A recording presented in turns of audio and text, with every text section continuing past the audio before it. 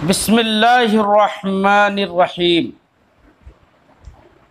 ثم المیاہ علی خمسة اقسام طاہر مطہر غیر مکروہ وہو الماء المطلق وطاہر مطہر مکروہ وہو ما شرب منہ الہرۃ ونحوها وکان قلیلا الی آخر۔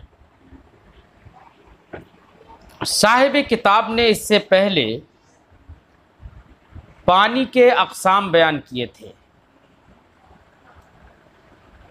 اس جہت سے، اس اعتبار سے کہ وہ پانی جس سے وضو کرنا یا غسل کرنا صحیح ہو جائے گا، تو وہ کتنے قسم کے پانی تھے۔ آج کے اس سبق میں صاحب کتاب پانی کے 5 اور اقسام بیان کر رہے ہیں، اس اعتبار سے کہ کون سا پانی طاہر، مطہر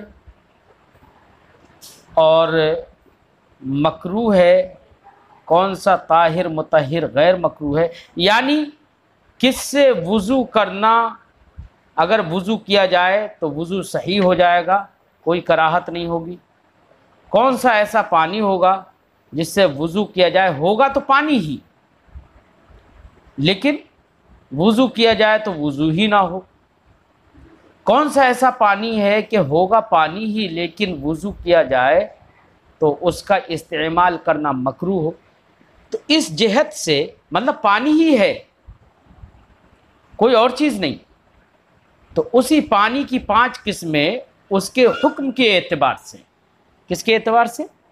حکم کے اعتبار سے پھر پانی کی 5 قسمیں بیان کرتے ہیں۔ اب 5 قسمیں آپ لوگوں کو یاد رکھنا ہے۔ فرماتے ہیں ثم المیاہ، میاہ یہ ماء کی جمع، ماء کا معنی پانی، ثم المیاہ علی 5 احکام، پھر پانی 5 قسموں پر ہیں، یعنی پانی اپنے حکم کے اعتبار سے 5 قسموں پر ہیں۔ ایک تو پانی پہلی قسم بیان کر رہے ہیں، تو اب علی 5 اقسام، اب اس کے بعد طاہر مطہر، مرفوع ہے یہ، تو اس کا مطلب یہ ہے کہ یہ خبر ہے، مرفوع ہے، اور اس کا مبتدا محذوف ہے، اور اصل عبارت ہوگی القسم الاول طاہر مطہر، تو القسم الاول یہاں پر مبتدا محذوف مانیں گے، ٹھیک ہے۔ پہلی قسم ہے طاہر مطہر غیر مکروہ، وہ پانی طاہر جو پاک ہو، مطہر باب تفعیل سے اس میں فاعل، پاک کرنے والا بھی ہو، غیر مکروہ اور مکروہ بھی نہ ہو، اس کا استعمال مکروہ بھی نہ ہو، تو یہ پہلی قسم ہے۔ ایک بیٹا پانی وہ بھی ہوتا ہے جو خود پاک بھی ہوتا ہے اور نجاست کو دور کرنے والا بھی ہوتا ہے، چاہے وہ نجاست حقیقیہ ہو یا نجاست حسیہ ہو یا نجاست حکمیہ ہو، نجاست کو دور کرنے والا ہوتا ہے یعنی مطہر بھی ہوتا ہے، اور غیر مکروہ بھی ہوتا ہے یعنی مکروہ بھی نہیں ہوتا ہے، وہ ناپسندیدہ بھی نہیں ہوتا ہے۔ یہ کون سا پانی ہے؟ فرماتے ہیں وَهُوَ الْمَاءُ الْمُطْلَقُ، یہ پانی ماء مطلق ہے۔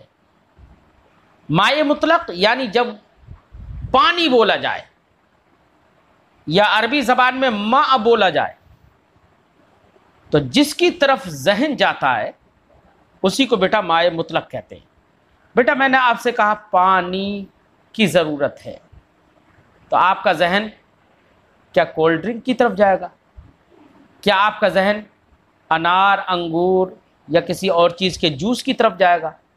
نہیں، جب میں نے پانی بولا تو آپ کا ذہن اسی کی طرف جائے گا جو نل سے پانی نکلتا ہے، جو کنویں سے نکلتا ہے، جو نہر اور دریا میں ہوتا ہے۔ تو جب پانی یا لفظ ماء بولا جائے اور اس لفظ کو سن کر سننے والے کا ذہن جس پانی کی طرف جاتا ہے وہی پانی ماء مطلق ہوتا ہے۔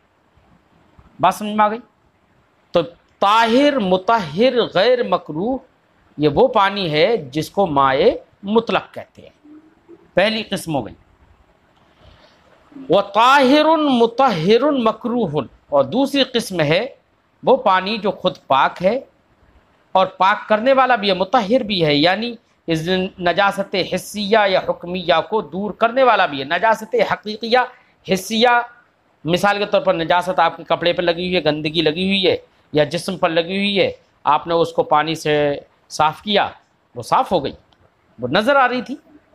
اور نجاست حکمیہ جیسے کہ آپ کا وضو ٹوٹ گیا ہے تو وضو ٹوٹنے کی صورت میں اس کو نجاست حکمیہ کہیں گے، بات سمجھ میں آئی؟ یا دوسرے لفظوں میں یہ کہو، عربی زبان میں ایک ہوتا ہے حدث، ایک ہوتا ہے خبث۔ تو نجاست حسیہ جسے ہم کہہ رہے ہیں نا، اس کو خبث کہتے ہیں عربی زبان میں، اور نجاست حکمیہ جسے ہم کہہ رہے ہیں اسے حدث کہتے ہیں۔ تو دوسری قسم وہ پانی ہے جو طاہر بھی ہو مطہر بھی ہو، یعنی نجاست حسیہ اور حکمیہ دونوں کو ختم کرنے والا بھی ہو، یعنی آدمی اس سے کپڑے وغیرہ دھونا چاہے تو گندگی دور کرنا چاہے دور بھی ہو، گندگی بھی دور ہوگی، وضو وغیرہ کرنا چاہے تو وہ وضو یا غسل وغیرہ وہ بھی ہو جائے گا، تو مطہر ہے۔ مکروہ، لیکن شریعت میں ناپسندیدہ ہے، مکروہ ہے وہ اس کا استعمال۔ یہ کون سا پانی ہے؟ فرماتے وَهُوَ مَا شَرِبَ مِنْهُ الْهِرَّةُ وَنَحْوُهَا، یہ وہ پانی ہے ما شربا، شربا یشرب باب سمیع سے، اس کا معنی پینا، ما شربا یہ وہ پانی ہے، ما شربا ما موصولہ ہے بیٹا، اور شربا منہ الحرہ یہ پورا جملہ ملا کر اس کا صلہ ہے، وہوا اور پھر موصول صلہ سے مل کر یہ خبر ہے ہوا مبتدا کی، وہوا ما شربا منہ الحرۃ ونحوها، یہ وہ پانی ہے جس سے ہرہ اور اس کے جیسے جانور نے پی لیا ہو۔ ہرہ کسے کہتے ہیں؟ ہرہ کہتے ہیں بلی کو بیٹا، کسے کہتے ہیں؟ ہرہ، بلی کو۔ تو بلی یا بلی جیسے جانور نے جس پانی سے پی لیا ہو، وہ پانی ایسا پانی ہے جو طاہر بھی ہے مطہر بھی ہے لیکن مکروہ ہے۔ لیکن بیٹا بلی یا اس جیسے جانوروں میں تھوڑی سی گفتگو ہے۔ بیٹا ایک بلی تو وہ ہوتی ہے جو کہ گھروں میں پالی جاتی ہے، جو پالتو بلی جسے کہیں، تو یہ جو حکم ہے مکروہ ہونے کا، یہ گھر کی پالتو بلی کے سلسلے میں حکم ہے، یاد رکھنا۔ اور جو آوارہ بلی جنگلی بلیاں ہوتی ہیں یا باہر کی بلی ہوتی ہے جس کے بارے میں ہمیں پتہ ہی نہیں ہوتا ہے کہ یہ کیا، مطلب اس کے منہ میں کیا ہے، یہ کیا کھاتی ہے کیا نہیں کھاتی ہے، منہ میں کیا ہے کیا نہیں ہے، کچھ نہیں پتہ، تو آوارہ جنگلی بلی کا جھوٹا تو بیٹا ناپاک ہوتا ہے، یاد رکھنا۔ تو یہاں پر جو یہ حکم ہے طاہر مطہر مکروہ، یہ اس بلی کا ہے جو گھر کی پالتو بلی ہو، اور پالتو بلی کا جھوٹا مکروہ اسی وقت ہے جبکہ اس کے منہ پر نجاست کے ہونے کا یقین نہ ہو۔ اگر نجاست کے ہونے کا یقین ہو بیٹا تب بھی پانی ناپاک ہو جائے گا۔ مثال کے طور پر ابھی ہماری نگاہوں کے سامنے گھر کی بلی چوہا پکڑ کے کھا رہی تھی، اس کے منہ میں خون چوہے کا لگا ہوا تھا اور آ کے اس نے منہ میں پانی میں منہ ڈال دیا، تو اب ہمیں اس کے نجاست کا یقین ہے، تو ایسی صورت میں پالتو بلی کا جھوٹا بھی ناپاک ہوگا۔ یہ مکروہ ہونے کی صورت اسی وقت ہے جبکہ پالتو بلی ہو اور اس کے منہ پر نجاست کے لگنے کا یقین نہ ہو۔ وَنَحْوُهَا ایسی ہی بلی جیسی دوسری چیزیں، جیسے کہ سانپ ہے،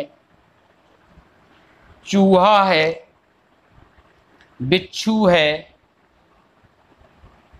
یا ایسے ہی اور جانور، تو انہوں نے اگر پانی میں منہ ڈال دیا تو بیٹا پانی طاہر تو ہوگا مطہر بھی ہوگا لیکن مکروہ کہلائے گا۔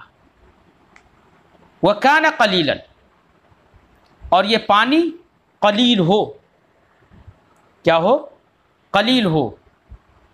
یہ وَكَانَ قَلِيلًا کہہ کر یہ اس کی طرف اشارہ کیا کہ بیٹا اگر انہی جانوروں نے کسی دہ دردہ حوض میں منہ ڈال دیا یا جاری پانی کے اندر منہ ڈال دیا تو بیٹا ایسے پانی کو مکروہ بھی نہیں کہا جائے گا۔ ہاں پانی اگر قلیل ہے، تھوڑا ہے، جس کو جو دہدردہ نہ ہو، تو وہی پانی مکروہ ہوگا ان کے منہ ڈالنے سے، اسی لیے وَكَانَ قَلِيلًا کہہ دیا۔ اور تیسری قسم بیان کر رہے ہیں وَطَاهِرٌ غَيْرُ مُطَهِّرٍ۔ تیسری قسم پانی کی ایک وہ بھی ہوتی ہے جو طاہر ہو لیکن مطہر نہ ہو، یعنی پاک تو ہو لیکن پاک کرنے والا نہ ہو۔ یہ کون سا پانی ہوگا؟ تو فرماتے ہیں وَهُوَ مَا اسْتُعْمِلَ لِرَفْعِ حَدَثٍ أَوْ لِقُرْبَةٍ۔ طاہر اور غیر مطہر یہ وہ پانی ہوگا جس کو رفع حدث کے لیے استعمال کر لیا گیا ہو۔ کس کے لیے استعمال کر لیا گیا ہو؟ رفع حدث کے لیے۔ مثال کے طور پر کسی نے وضو کیا، اگرچہ وضو کیا اس نے، اور وضو کرنے میں ظاہر بات ہے نجاست حکمیہ یا یہ کہو حدث ختم ہو جاتا ہے، اب اس سے نماز جائز ہو گئی۔ تو اب یہ پانی جو استعمال کیا گیا وضو کرنے میں، یہ رفع حدث کے لیے استعمال کر لیا گیا۔ اب استعمال کر لینے کے بعد یہ پانی رہے گا تو طاہر، کہ اگر آدمی پینا چاہے تو پانی یہ پی سکتا ہے، لیکن اس کو مطہر نہیں کہیں گے۔ یعنی اگر اس پانی کے ذریعے سے کوئی نجاست ختم کی جائے، یا آدمی اب اسی پانی سے دوبارہ سے وضو کرنا چاہے، یا کوئی غسل کرنا چاہے، تو اب اس پانی سے غسل یا وضو نہیں ہوگا۔ ہاں نجاست حسیہ تو اس سے اب بھی زائل ہو جائے گی، لیکن نجاست حکمیہ زائل نہیں ہوگی۔ وَهُوَ مَا اسْتُعْمِلَ لِرَفْعِ حَدَثٍ۔ طاہر غیر مطہر یہ وہ پانی ہوگا جو حدث، یعنی حدث کا مطلب وہی نجاست حکمیہ، مثال کے طور پر حدث کو دور کرنے کے لیے جس کو استعمال کیا گیا ہو، اور لِقُرْبَةٍ، یا ایسے کام کے لیے پانی استعمال کیا گیا ہو جس کام کے کرنے سے ثواب مقصود ہو۔ تو قربت کہتے ہیں بیٹا وہ کام جس سے ثواب مقصود ہو۔ تو ایسے کام کے لیے اگر کسی نے پانی استعمال کیا تو ایسی صورت میں وہ پانی طاہر تو رہے گا لیکن مطہر نہیں رہے گا۔ قربتن کی مثال بھی دے رہے ہیں، جیسے کہ کل وضوء علی الوضوء بنیتی، جیسے کہ آدمی کا پہلے سے وضو تھا اور وضو ہونے کے باوجود پھر وضو کر رہا ہے وضو کی نیت سے، ٹھیک ہے؟ تو وضو کی نیت سے وضو پر وضو کر لینا، پہلے سے وضو تھا تو پہلے سے وضو تھا، اس کا مطلب حدث ہوا ہی نہیں ہے، تو رفع حدث کے لیے ہوگا نہیں۔ اور پھر بھی وضو کر رہا ہے نیت وضو سے، وضو کی نیت کر کے، تو یہ محض تجدید وضو ہے نا، ایک وضو پر وضو ہے، اور تجدید وضو میں بیٹا رفع حدث نہیں ہوتا ہے، بس ثواب ہی مقصود ہوتا ہے۔ بات سمجھ میں آئی؟ تو ایسی صورت میں کہا جائے گا کہ یہ قربت کے لیے پانی کا استعمال کر لیا گیا۔ اب پانی یہ جو اس کا استعمال شدہ پانی ہے یہ طاہر تو ہوگا لیکن مطہر نہیں ہوگا۔ وضو علی الوضو بیٹا اسی وقت، وضو علی الوضو میں ثواب اسی وقت ہے جبکہ مجلس ایک نہ ہو۔ مثال کے طور پر آدمی نے ابھی وضو کیا اس جگہ پر بیٹھ کر، اور وضو کرنے کے بعد اسی جگہ پر ابھی بیٹھا ہوا ہے، پھر دوبارہ سے وضو کر رہا ہے، تو اگر اتحاد مجلس رہا تب تو ایسی صورت میں وضو پر وضو کرنا یہ باعث ثواب نہیں بلکہ یہ وضو کرنا مکروہ ہے۔ ہاں اگر کسی نے ایک بار وضو کیا اور وضو کرنے کے بعد کوئی عبادت اس سے انجام دے لی، مثلا قرآن پاک پڑھ لیا یا نماز پڑھ لی یا کوئی اور کام کر لیا، کوئی عبادت اس نے انجام دی، وضو کرنے کے بعد، پھر ابھی وضو ٹوٹا نہیں ہے، پھر وضو کر لیا، تو ایسی صورت میں یہ تجدید وضو کہلائے گا اور یہ باعث ثواب ہوگا۔ یا یہ کہ یہاں پر آدمی نے وضو کیا اور وضو کر کے گیا دوسری جگہ پر پہنچا، اب وہاں پر پہنچا، اب دوسری جگہ پر پہنچا تو اس نے نماز کا وقت آیا تو اس نے سوچا پھر وضو کر لوں، ابھی وضو تو تھا ہی، لیکن اب یہاں پر اتحاد مجلس نہ رہا، لہذا یہ بھی تجدید وضو ہوگا، قربت کے لیے دوسرا وضو ہوگا۔ جس صورت میں بیٹا پہلے اتحاد مجلس تھا، یعنی ایک ہی مجلس میں دو بار آدمی نے وضو کیا، وضو پر وضو کیا، تو دوسری بار جو وضو کیا ہے تو میں نے بتایا کہ اس طریقے سے وضو کرنا ہی مکروہ ہے، تو اس صورت میں دوبارہ سے جو وضو کر رہا ہے اس صورت میں بیٹا پانی دوبارہ سے وضو کرنے کی صورت میں جو پانی استعمال کر رہا ہے وہ پانی مستعمل ہی نہیں ہوگا، یاد رکھیے گا۔ فرماتے ہیں اول قربتن، یا قربت کے لیے پانی کا استعمال کیا گیا ہو، کل وضو یا الوضو، جیسے کہ وضو پر وضو کرنا بنیت ہی، وضو کی نیت سے، وَيَصِيرُ الْمَاءُ مُسْتَعْمِلًا۔ اب بیٹا پانی مستعمل کب ہوگا؟ ایک اس کی دیکھیے دو صورتیں، کیا ہمارے جسم سے جدا ہوتے ہی پانی مستعمل ہو جاتا ہے، یا جدا ہونے سے پہلے ہی مستعمل ہو جاتا ہے، یا جدا ہونے کے بعد بھی مستعمل نہیں ہوتا ہے بلکہ کسی زمین پر ٹھہر جائے تب مستعمل ہوتا ہے؟ یہ تین قول ہو گئے بیٹا۔ ایک قول یہ کہ جمہور ائمہ، جمہور فقہا اس کے قائل ہیں کہ پانی جب جسم پر استعمال کیا جائے اور جسم سے استعمال کے بعد جب وہ جسم سے جدا ہوتا ہے تو انفصال کے وقت جدا ہوتے ہی وہ پانی مستعمل قرار دیا جائے گا۔ یہ جمہور فقہا کا یہی قول ہے، یہی راج ہے، یہی صحیح ہے۔ بعض فقہا نے یہ بھی فرمایا کہ صرف جدا ہونے سے پانی مستعمل نہیں ہوتا ہے بلکہ وہ پانی کسی جگہ میں ٹھہر جائے گرنے کے بعد تو وہ پانی مستعمل ہوتا ہے۔ بعض لوگوں نے یہ کہا۔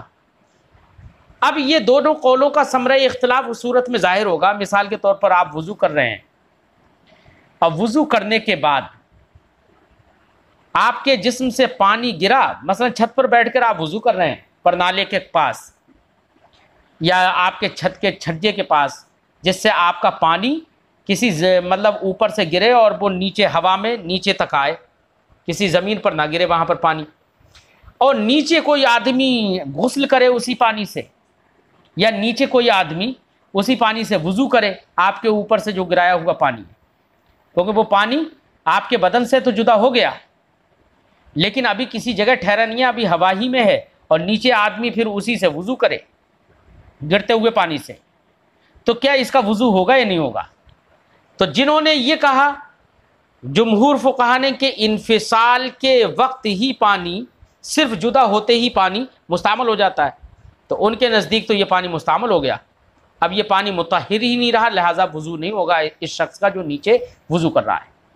اور جنہوں نے یہ کہا کہ کسی جگہ پر ٹھہر جائے گرنے کے بعد تب پانی مستعمل ہوتا ہے، تو ان کے نزدیک چونکہ ابھی یہ پانی کسی جگہ پر ٹھہرا نہیں ہے، اوپر سے گرا ہے تو نیچے آ کر وہ ابھی تک تو ہوا ہی میں ہے اور نیچے آدمی کھڑے ہو کر وضو کر رہا ہے وہاں پر، تو ابھی یہ کسی جگہ پر ٹھہرا نہیں ہے پانی، لہذا ان کے نزدیک ابھی تک یہ پانی مستعمل ہی نہیں ہوا ہے۔ جب مستعمل نہیں ہوا تو اب ان کے نزدیک یہ طاہر بھی ہوگا مطہر بھی ہوگا، ٹھیک ہے، غیر مطہر نہیں ہوگا یہ پانی۔ یہ ثمرہ اختلاف اس سے ظاہر ہوگا۔ اچھا بیٹا، جسم پر جب پانی ہم استعمال کریں گے اور جب تک جدا نہیں ہوا ہے پانی، ہمارے جسم ہی پر ہے، مثلا ہم نے کوہنی پر پانی ڈالا اور یا ہم نے اپنے ہتھیلیوں پر پانی ڈالا اور کوہنیوں کی طرف وہ پانی بہا، ابھی ہمارے بدن ہی پر بہہ رہا ہے، تو صرف اس بہنے سے وہ پانی مستعمل نہیں ہوگا وہ پانی۔ کیوں؟ اگر ایسے بہنے اگر صرف جدا ہونے سے پہلے ہی اگر مستعمل مان لیا جائے تو بیٹا لوگ حرج میں مبتلا ہو جائیں گے۔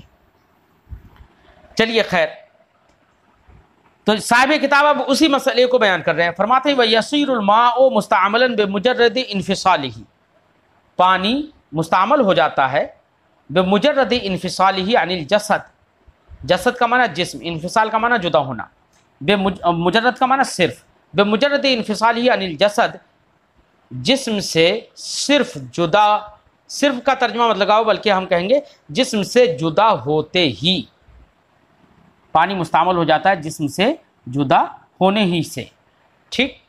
تو جمہور کا قول صحیح اور قول راجح کو مصنف نے یہاں پر پیش کیا ہے۔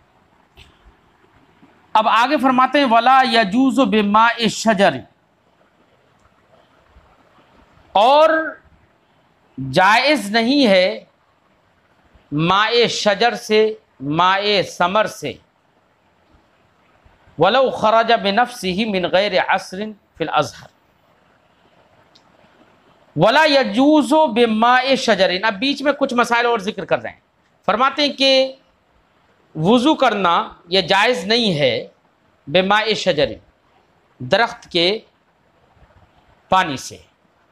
درخت کے پانی سے مثلا درخت کی ٹہنی ہے یا درخت کا تنا ہے، اس کو آدمی نے مشین میں ڈالا اور اس کا پانی نکال دیا، جیسے کہ گنے کو مشین میں ڈال کے دبا کے اس کو نچوڑ دیتے ہیں، اس کا رس نکل جاتا ہے، ایسے کسی نے درخت کے تنے کو یا ٹہنی وغیرہ کو اس میں ڈالا اور اس کا پانی نچوڑ دیا، تو کہہ رہے ہیں کہ اس پانی سے وضو کرنا جائز نہیں ہوگا۔ کیوں؟ اس لیے کہ یہ ماء مطلق نہیں ہے، ٹھیک۔ ایسی پھل کے پانی سے، جس کو ہم جوس کہتے ہیں، فرماتے ہیں کہ یہ درخت اور ثمر، ان کے پانی سے وضو کرنا جائز نہیں ہے۔ ولو خرج بنفسہ من غیر عصر، اگرچہ خود سے ہی وہ پانی نکل گیا ہو بغیر نچوڑے، من غیر عصر کا معنی بغیر نچوڑے، فی الازہر، ظاہر اور راجح یہی قول ہے۔ فی الازہر کہہ کر اشارہ اس بات کی طرف کر دیا کہ اس میں کوئی اور بھی قول ہے۔ دوسرا قول کیا ہے؟ اصل میں مسئلہ یہ ہے کہ ایک وہ پانی جو درخت سے یا پھل سے آدمی نے نچوڑا، اور نچوڑنے کے بعد وہ جو پانی نکلا، اس پانی سے وضو جائز نہیں ہوگا، یہ اس میں تو سب کا اتفاق ہے۔ لیکن وہ پانی جو کہ درخت سے یا پھل سے خود بخود نکل گیا نچوڑے بغیر، تو کیا اس کو بھی اس سے وضو کرنا جائز ہوگا، وضو وغیرہ کرنا جائز ہوگا یا نہیں؟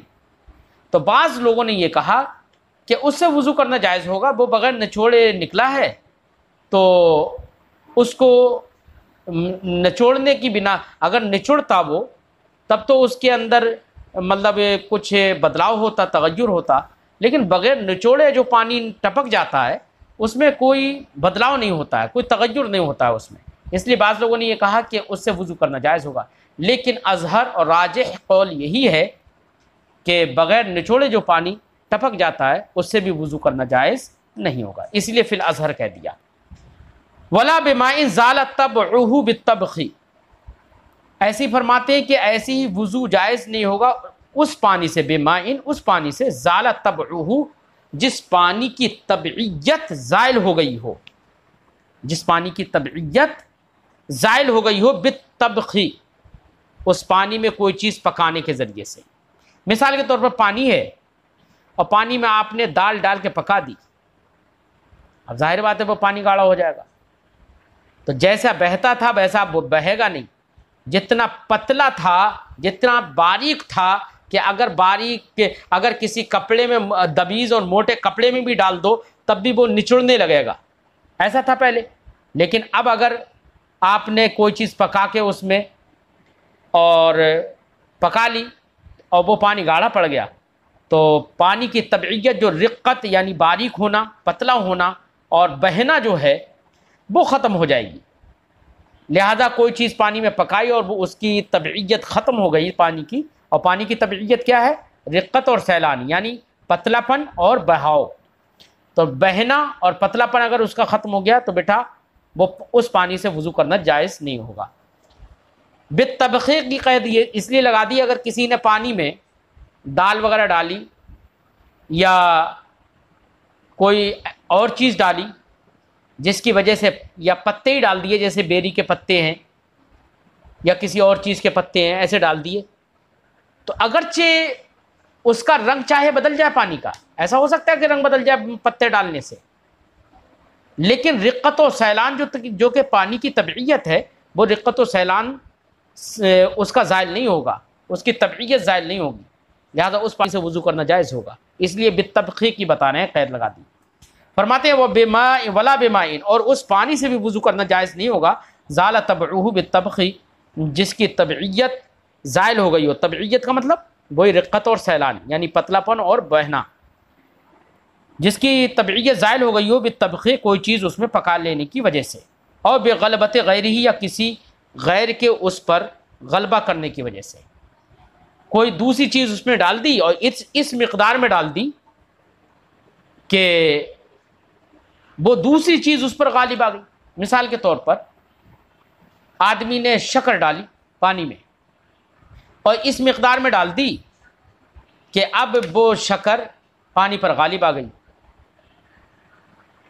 یا اب پانی پر غالب آ گئی تو اب دو صورتیں ہوں گی، حد سے زیادہ ڈال دیے تو وہ تو گاڑھا بھی پڑ جائے گا، یا تھوڑا ابھی حد سے زیادہ نہیں ڈالیے لیکن اتنی ڈالیے کہ جس سے اس کا رنگ تھوڑا بدل گیا، مٹھاس بھی، یا وہ میٹھا بھی ہو گیا، اب اس کا نام شربت رکھ دیا جائے گا، اب وہ مائع مطلق رہا ہی کب، تو اب اسے بھی وضو کرنا جائز نہیں ہوگا، ذہن میں رہے۔ یا کوئی اور جامد چیز اس میں ڈالی اور جس کی وجہ سے وہ چیز اس پر غالب آ گئی۔ اب وہ غلبہ کی صورتیں بھی صاحب کتاب بتائیں گے کہ غلبہ کا یعنی غالب آنے کی صورتیں کیا کیا ہو سکتی ہیں۔ ہر چیز کے اندر جو ملنے والی چیزیں ہیں وہ الگ الگ طرح کی چیزیں ہو سکتی ہیں، اور الگ الگ چیزوں کے غلبہ بھی الگ الگ طریقے سے معتبر ہوگا، اس کو صاحب کتاب آگے ذکر کر رہے ہیں۔ فرماتے ہیں اور بغلبت غیرہ علیہ، یا کوئی دوسری چیز اس پانی پر غالب آ جائے کہ اب اس کو پانی نہ رکھے، اس کو پانی بھی نہ کہا جائے، تو اس ایسے پانی سے بھی وضو کرنا جائز نہیں ہے۔ اب بتا رہے ہیں کہ غلبہ کس طریقے سے ہوتا۔ فرماتے ہیں والغلبۃ فی مخالطات الجامدات باخراج الماء عن رقته وسیلانه، فرماتے ہیں کہ غلبہ جامدات کی آمیزش میں یہ مانا جائے گا کہ پانی کو وہ اس کی رقت اور سیلان سے نکال دے۔ جامدات کا مطلب جامد چیزیں، جیسے کہ پتھر ہے، مٹی ہے نا، ایسے ہی شکر ہے، نمک ہے، یہ سب جامد ہیں، اور ایسی بہت ساری چیزیں۔ تو جامد چیز کو اگر پانی سے ملا دیا جائے، پانی میں اس کی آمیزش کی جائے، تو غلبہ کب کہا جائے گا کہ یہ چیز اس پر غالب آ گئی؟ تو فرماتے ہیں غلبہ کا مطلب یہاں پر یہ ہوگا والغلبۃ فی مخالطۃ الجامدات، جامدات کی آمیزش میں غلبہ اس طور سے ہوگا باخراج الماء عن رقته، اس طور سے ہوگا کہ پانی کو وہ اس کی رقت اور اس کے سیلان سے نکال دے، یعنی اس کی طبعیت سے اس کو ختم کر دے، تو رقت اور سیلان ختم ہو جائے۔ اسی لیے میں نے کہا تھا کہ شکر ملا دی، گاڑھا ہو گیا پانی، تو اس کی رقت ختم ہو گئی، بہاؤ ختم ہو گیا، جیسا بہتا تھا ویسا نہیں بہ رہا ہے پانی، تو ایسی صورت میں وضو کرنا جائز نہیں ہوگا ایسے شربت سے۔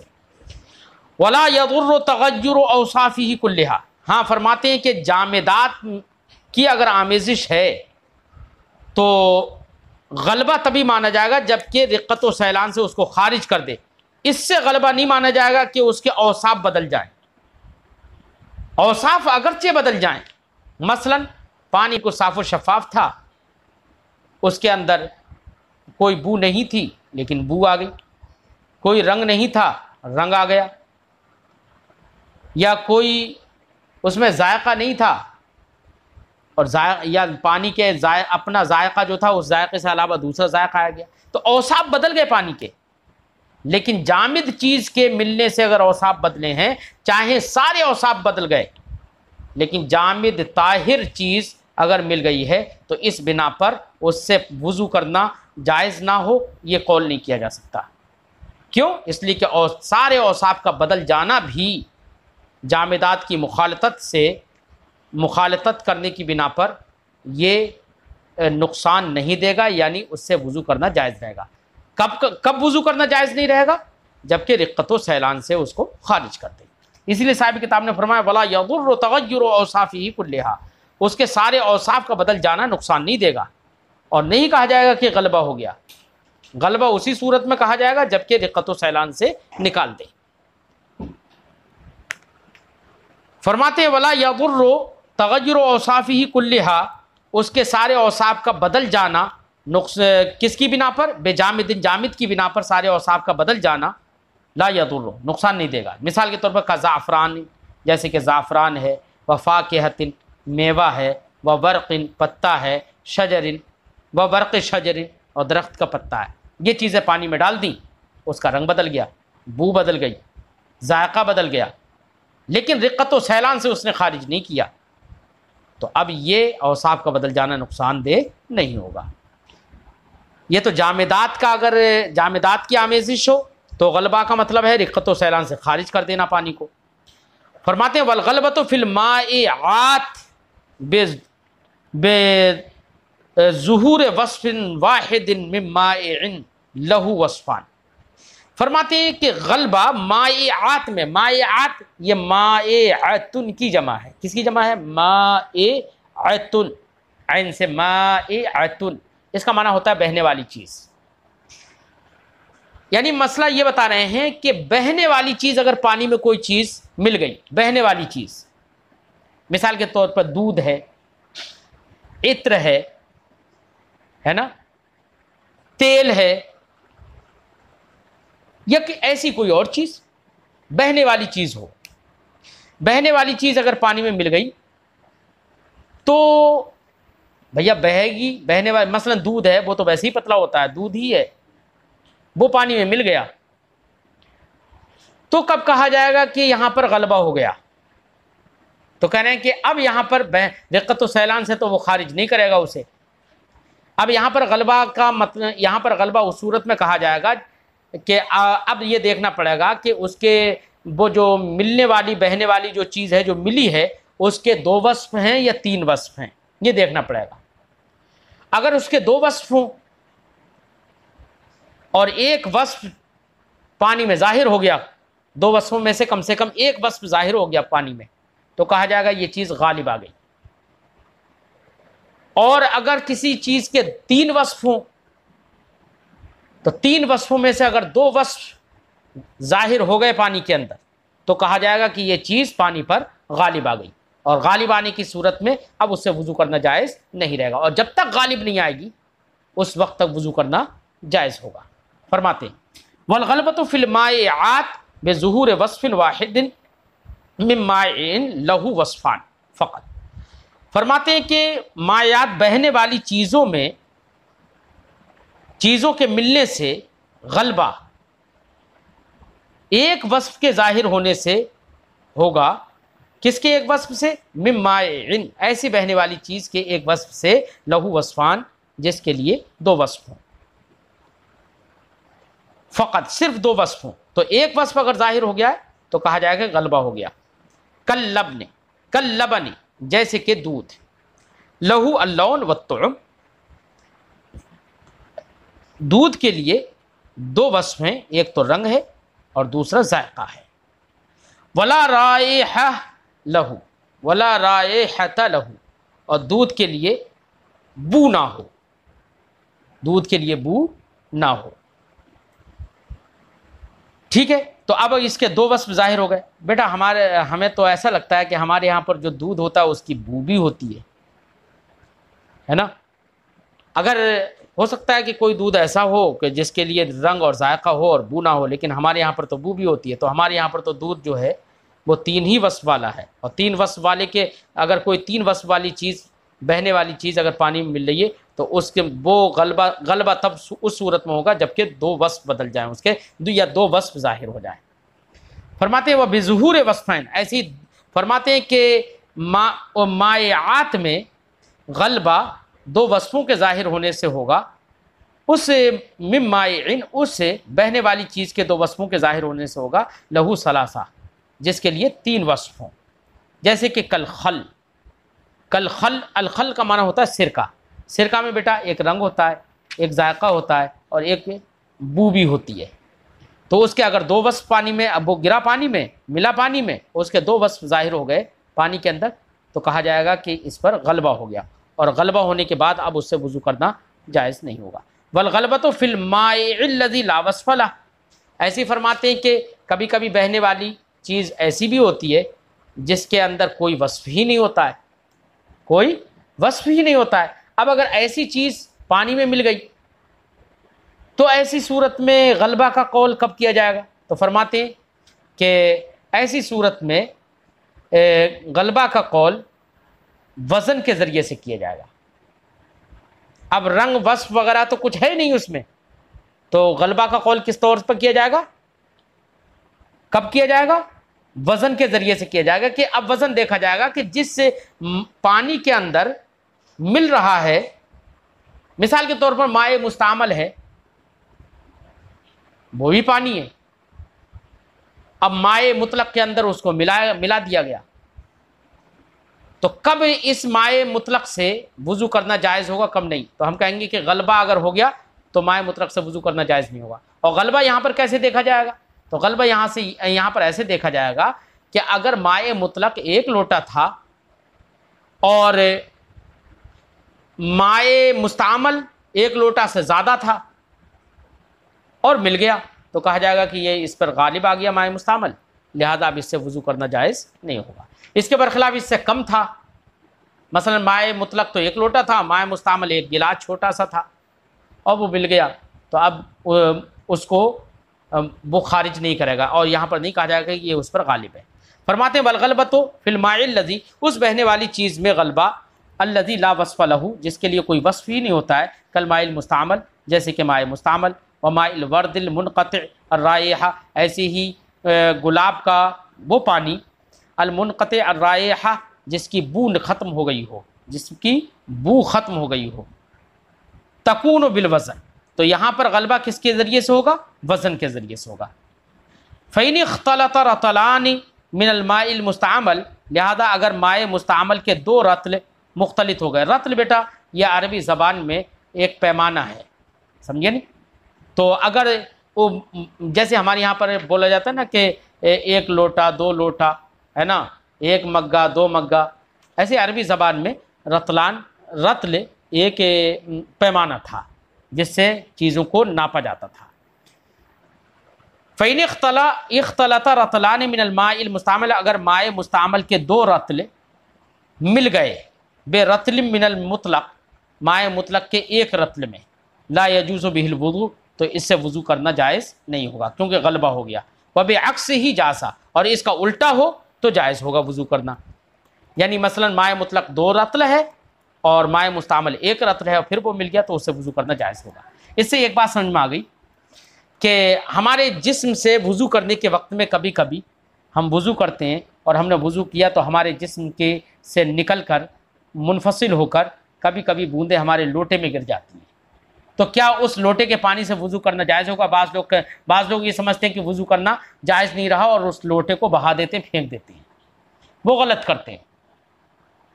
یہاں تو اگر 1 لوٹے میں 2 لوٹا، 1 لوٹے سے زیادہ اگر مائع مستعمل ہوتا تب تو یہ حکم ہوتا، لیکن یہاں تو 1-2 بوندیں گر رہی ہیں، تو اس کی وہ غلبہ نہیں ہوا، جب غلبہ نہیں ہوا تو اس سے وضو کرنا جائز رہے گا، لہذا اس کو نہیں بہانا چاہیے، بہانا یہ فضول خرچی ہوگا۔ والرابع، یہ بیٹا 3 قسمیں پانی کی اب تک بیان کر دی، 4تھی قسم بیان کر رہے ہیں، والرابع ماء نجس، 4تھی قسم ہے ماء نجس، ناپاک پانی۔ یہ ناپاک پانی کون سا ہوگا؟ فرماتے ہیں وَهُوَ الَّذِي حَلَّتْ فِيهِ نَجَاسَةٌ، ناپاک پانی وہ ہوگا جس میں نجاست گر گئی ہو، جس میں نجاست گر گئی ہو، اور وہ بھی پانی بھی بیٹا یا تو بہنے والا نہ ہو یا قلیل ہو، تب تو نجاست کے گرنے سے وہ ناپاک ہوگا، یا بہنے والا ہے یا یہ کہ مائع قلیل نہیں ہے، مائع کثیر ہے، تو صرف نجاست کے گر جانے سے پانی ناپاک نہیں ہوگا، یاد رکھیں۔ ہاں اگر نجاست گری اور اس پانی کی رنگ و بو ہی بدل دی اس نے تو پانی ناپاک ہوگا، چاہے وہ کثیر ہی کیوں نہ ہو۔ لہذا بڑا تالاب ہے اور اس میں نجاستیں جاتی ہیں، اتنی نجاستیں جاتی ہیں کہ اس کا پانی گندا دکھتا ہے، اس کا رنگ بدلا ہوا ہوتا ہے، منہ میں ڈالو تو اس کا ذائقہ بدلا ہوتا ہے، تو اگرچہ وہ پانی بہہ رہا ہے، اگرچہ وہ پانی کثیر ہے، لیکن نجاست گرنے کا جب ہمیں یقین ہو اور اس کا رنگ و بو بدل جائے، وصف بدل جائیں دو، تو وہ پانی ناپاک ہو جائے گا۔ لہذا چاہے کتنی بڑی گنگا ہو، کتنی بڑی یمنا ہو یا کتنی بڑی کوئی ندی ہو، اگر ہمیں معلوم ہے کہ اس میں نجاستیں جاتی ہیں اور اس کا رنگ و بو جہاں تک بدلا ہوا ہے یا اس کے دو وصف جہاں تک بدلے ہوں گے وہ ناپاک ہی مانا جائے گا۔ فرماتے چوتھی قسم مائع نجس، وَهُوَ الَّذِي حَلَّ يَحِلُّ حَلَّ بالمکان، کسی جگہ میں اتر جانا، پڑ جانا۔ وَهُوَ الَّذِي حَلَّتْ فِيهِ نَجَاسَةٌ، مائع نجس وہ پانی ہوگا جس میں نجاست گر گئی ہو، وَكَانَ رَاكِدًا، اور پانی ٹھہرا ہوا ہو، قلیلاً تھوڑا ہو۔ یہ دونوں قید لگا دی، ٹھہرا ہوا ہو، اگر جاری ہے تو اس کا صرف نجاست کے گرنے سے پانی ناپاک نہیں ہوگا جب تک کہ اس کے دو وصف نہ بدلیں، یا یہ کہ کثیر ہو تب بھی نجاست کے گرنے سے پانی صرف ناپاک نہیں ہوگا۔ والقلیل، اب قلیل کسے کہیں گے، مائع قلیل کسے کہیں گے؟ تو فرماتے ہیں والقلیل ما دون 10 فی 10، قلیل وہ ہوگا جو 10 دردا سے کم ہو۔ بیٹا عربی زبان میں بولتے ہیں 10 فی 10، 10 میں 10، اردو میں بھی بولتے ہیں 10 در 10، در 10 10، در میں 10 10، 10 در 10، 10 میں 10، 10 میں 10 کا مطلب 10 ملٹیپلائی بائی 10، یعنی 10 کو ہم 10 سے گنا کر دیں تو کتنا ہو جائے گا، 100۔ تو جو 100 ہاتھ ہو، 100 گز ہو، 100 ذراع ہو، اس کو 10 دردہ کہیں گے، تو اس کو کہیں گے کثیر، اور جو اس سے کم ہو تو وہ ہوگا قلیل۔ فرماتے والقلیل ما دون 10 فی 10، قلیل وہ ہوتا ہے جو کہ 10 دردہ سے کم ہو، فینجس، تو پانی ناپاک ہو جائے گا۔ اگر 10 دردہ سے کم ہے یعنی قلیل ہے تو پانی ناپاک ہو جائے گا۔ وَإِن لَمْ يَظْهُرْ أَثْرُهَا فِيهِ، اگرچہ اس میں تھوڑا پانی ہے اور نجاست گری تو اگرچہ اس میں اس کا اثر ظاہر نہیں ہوا ہو تب بھی پانی ناپاک ہو جائے گا۔ او جارین، یا پانی جاری ہو، وَظَاهَرَ فِيهِ أَثَرُهَا، اور نجاست اس میں گری اور اس نجاست کا اثر اس پانی میں ظاہر ہو گیا تب بھی پانی ناپاک ہو جائے گا۔ والاثر، اثر کیا ہوتا ہے؟ تو فرماتے ہیں والاثر طعم اور لون اور ریح، اثر جو ہوتا ہے وہ ذائقہ ہوتا ہے، رنگ ہوتا ہے اور بو ہوتی ہے، ٹھیک ہے۔ اب پانچویں قسم ہے والخامس ماء مشکوک، پانچویں قسم ہے مائع مشکوک۔ مائع مشکوک یعنی وہ پانی جس کے استعمال میں بعض علماء نے یہ کہا کہ جائز ہے استعمال کرنا، وضو کرنا، بعض نے کہا کہ جائز نہیں ہے، یعنی اس کی مطہر ہونے میں علماء کو شک ہے۔ کیا ہے؟ مطہر ہونے میں علماء کو شک ہے۔ تو مائع مشکوک وہ پانی جس کے مطہر ہونے میں شک ہو، طہوریت میں شک نہ ہو۔ اگر طہوریت میں شک ہو جائے، وہ طہوریت کہہ رہا ہوں کہ اس کے طاہر ہونے میں شک ہو جائے، تب تو وضو جائز ہی نہیں ہوگا بالاتفاق۔ ہاں کوئی پانی پاک ہے لیکن اس کے مطہر ہونے میں، پاک کرنے والا ہونے میں شک ہے، تو ایسے یہ پانچویں قسم ہو جائے گی پانی کی۔ فرماتے ہیں والخامس، پانچویں قسم ہے ماء مشکوک فی طہوریتہ، وہ پانی جس کی طہوریت میں شک ہو۔ طہوریت کا مطلب وہی پاک مطہر ہونے میں ہے نا، طہوریت میں شک ہو، طہارت میں شک نہ ہو۔ وَهُوَ مَا شَرِبَ، یہ کون سا پانی ہوگا؟ فرماتے وَهُوَ مَا شَرِبَ مِنْهُ حِمَارٌ اور بغل، یہ وہ پانی ہوگا جس سے گدھے نے پی لیا ہو، اور بغل یا کھچر نے پی لیا ہو۔ بغل وہ کھچر، وہ جانور ہوتا ہے کہ جس کی ماں گدھی ہو اور وہ ماں حاملہ ہوئی ہو گھوڑے سے، تو ماں کا اعتبار ہے۔ تو گدھا کی ماں جو ہوتی ہے وہ کھچر کی جو ماں ہوتی ہے وہ گدھی ہوتی ہے۔ تو گدھے نے اگر پانی پی لیا یا کھچر نے پی لیا تو ایسی صورت میں اس کو مائع مشکوک کہیں گے۔ کیا کہیں گے؟ مائع مشکوک۔ اب مائع مشکوک کا حکم یہ ہوگا بیٹا کہ اگر اس کے علاوہ کوئی دوسرا پانی موجود نہیں ہے تو حکم یہ ہے کہ وہ پہلے اسی پانی سے وضو کرے اور اس کے بعد تیمم کر لے اور پھر نماز پڑھ لے۔ اس کا الٹا نہیں کرے گا کہ پہلے تیمم کر لے پھر وضو کرے، اور اگر دوسرا پانی موجود ہے تو اس سے پھر وضو نہیں کرے گا۔